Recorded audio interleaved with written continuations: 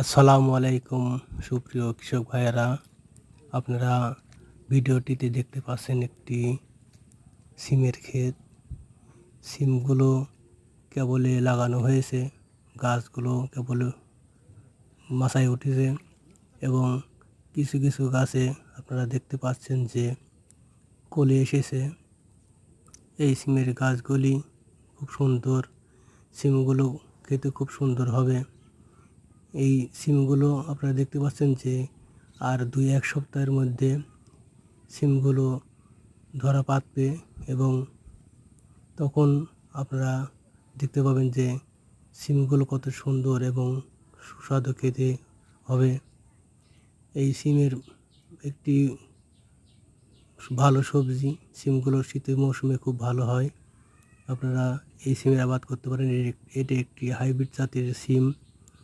আপনারা ভিডিওটি যদি পছন্দ হয় একটি সাবস্ক্রাইব করুন, লাইক দিন, কমেন্ট করুন।